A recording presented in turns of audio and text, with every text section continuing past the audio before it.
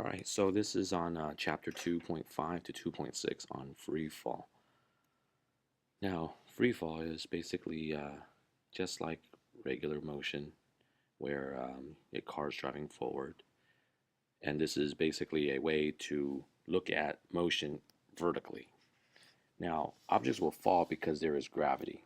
And because there is gravity, it's going to accelerate um, objects downwards. So if you look at this picture here, it's basically kind of like a ride like drop zone. You go on the top, and as soon as the brakes let loose, it's just going to fall straight down.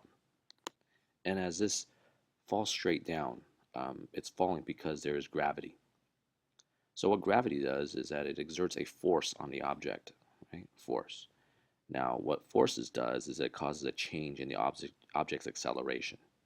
So far we talked about speed and velocity and then acceleration. And we talked about how acceleration causes a change in the object's velocity. So that change will cause the velocity to either increase or decrease, or it could cause it to change directions. In this case, in free fall, it's making the object goes faster and faster downwards.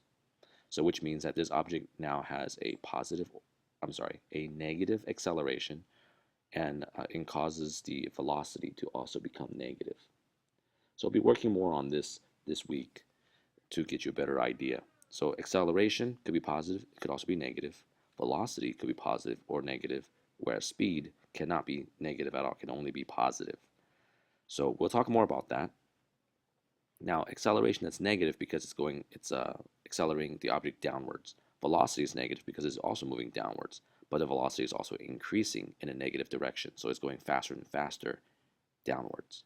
So by purpose of this class, left is negative, right is positive, up is positive, down is negative. So kind of goes along with the math concept of the graph.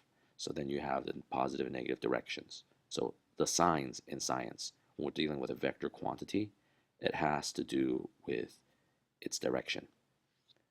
Now, when you have an object that's free falling, it is affected only by gravity and no other forces. So we're ignoring stuff like air resistance, wind, and things like that. It's just going to fall straight down by means of just gravity. And that's what free fall is. It's falling down because it's falling because of gravity, freely, free from all other forces. So the only force that's affecting objects in free fall is really just gravity. Now, how fast does things free fall?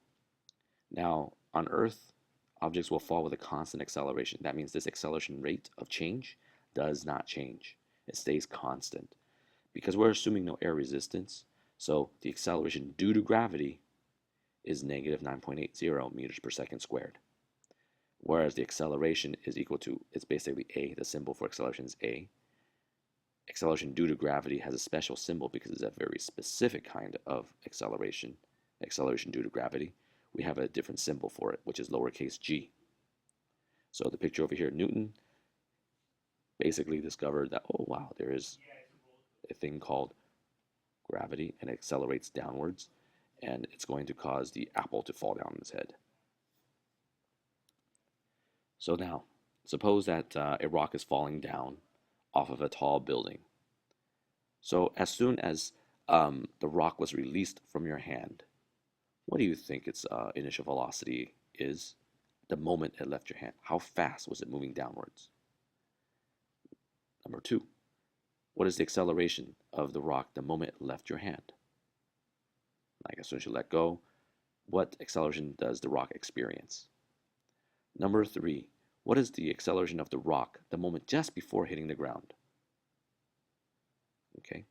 Number four, if it took 4 seconds for the rock to hit the ground, what is the velocity of the rock just before hitting the ground? So you got to figure out how fast it's moving. Now, number five, are you able to use the equation v is equal to d over t and d is equal to v times t, solving for distance, to find out how far the rock has fallen in this period of time in 4 seconds? So go ahead and hit pause and see if you can answer any of these questions by jotting your answers down on your paper. Now the answer for these questions, well, it is kind of weird, okay? The velocity is 0 meters per second. Well, because once you let go, the rock physically isn't really moving down all that fast. In fact, it's not really moving down at all. It's 0 meters per second. But the moment that the rock left your hand, the acceleration it experiences is negative 9.80 meters per second squared. So if you had said the acceleration is 0, if there's no acceleration, that means there's no change to the object's velocity. If there's no change to the object's velocity in the rate in which it changes, well, then the rock won't ever move. So if you ever drop anything down with 0 acceleration, that rock will pretty much just stay there. It won't fall. Number 3, what is the acceleration of the rock just before hitting the ground? The answer is negative 9.80 meters per second squared. The reason for that is because the acceleration on Earth is constant. And because there is a constant acceleration, it shouldn't change. So number 4, after 4 seconds, how fast is the rock moving? The answer is 40 meters per second downwards or negative 40 meters per second. Here's why. What acceleration means is it's accelerating at roughly 10 meters per second squared, or every seconds that passes, the speed will change by a factor or by 10 meters per second. So if 4 seconds goes by, at the first second, the speed of this rock will be at 10 meters per second. At the second second, the rock will then be at 20 meters per second. Third second, 30 meters per second. Fourth second, 40 meters per second. The negative sign for the answer basically suggests that it's moving downwards or to the left. When the case is falling down, it's to downward direction. Now number 5, no. Answer is you cannot use the equation v is equal to d divided by t to solve for distance, because this equation is for a constant velocity or average velocity. But because there's gravity acting on the rock, therefore it's accelerating, and because there's an acceleration, the velocity has to change. It cannot be a constant velocity. So, how is gravity affecting these objects as it is going through air? So when we throw an object upwards, straight up, gravity is still acting on the object. When we drop an object, just letting it fall straight down, gravity is still going to be acting on the object. Basically, anytime an object is in like air or something like that, the effects of gravity will always act on objects. In fact, let me generalize that even more. Anytime there's an object on Earth, gravity will always act on those objects. So here's more questions to ask. Now, if you were to throw something up, it has to come back down eventually, only because gravity will be acting on that object. So if you throw a ball straight up, and you throw it up with a velocity of 20 meters per second, and positive, that means it's upwards. What is the acceleration of the ball on the way up after the ball left your hand? Keeping in mind, your hand is no longer touching the ball. That's a hint. Number 7, what is the velocity of the ball at the top of the ball's path? Try to visualize when you throw something up, what happens to the ball at the peak of its path, at the apex? Number 8, what is the acceleration of the ball at the top of the ball's path? So at the very top of the ball's path at the apex, what is the acceleration? Number 9, what is the acceleration of the ball as it is falling down at the same height from which the ball had left your hand? So if you threw it up at the height of 6 feet, on the way back down at the height of 6 feet, what is the acceleration of the ball? Number 10, what is the velocity of the ball as it is falling down at the same height from which the ball left your hand? So if you threw it up again at 6 feet, that's where the ball left your hand. On the way back down at the same height of 6 feet off the ground, what is the velocity of the ball? 11, how much time would it take to get to the top of the ball's path at the apex? And then number 12, how much time would it take the ball to come back down to the same height it was which the ball was left your hand? So go ahead, hit pause, and see if you can answer these questions. So here's the answer.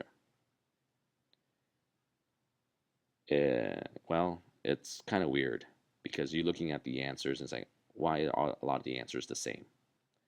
So with the first question of what is the acceleration of the ball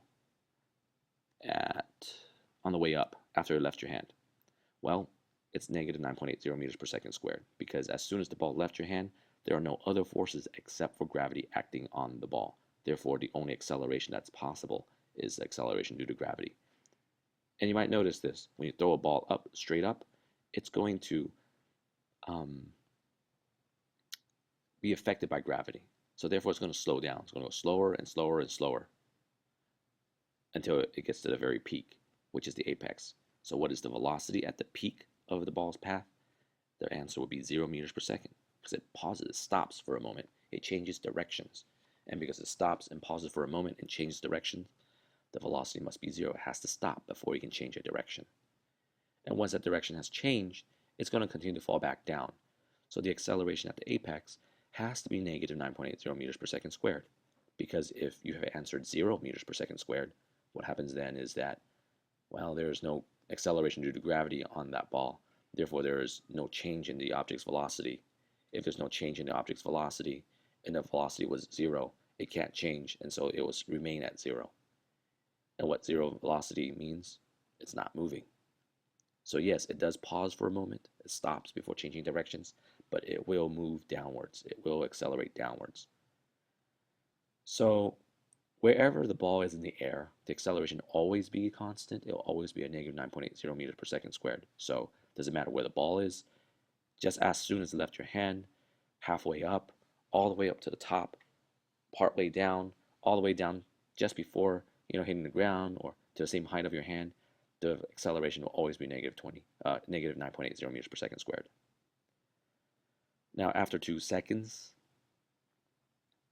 the velocity will be 20 meters per second and downwards negative 20 meters per second. And for 11 and 12, how much time would it take to reach the top? How much time would it reach? How much time would it take for the ball to come back down? So if you threw it up at 20 meters per second, imagine that this right here is a parabola. You see how it looks like a parabola. And so, just like a parabola, when you take a line and divide it down the middle in half, the left side and the right side of the parabola are identical. So if you threw it up at 20 meters per second, on the way down, just at the same height, it would just be exactly the same, but opposite in direction. So we got positive velocity going up at 20 meters per second. On the way down, it would be negative 20 meters per second. So since it's 20 meters per second and the acceleration due to gravity is approximately negative 10 meters per second, after the first second, it will be about 10 meters per second. At the second second, it will be 0 meters per second. Then on the third second, it will be negative 10 meters per second as it is falling down. And the fourth second, it will get to the bottom at which you threw it, which is negative 20 meters per second. So it takes a total of 4 seconds, 2 seconds up, 2 seconds down. So I'm going to make this part 1. This concludes part 1 of free fall. And please watch part 2 following this. And this is a continuation of part 1.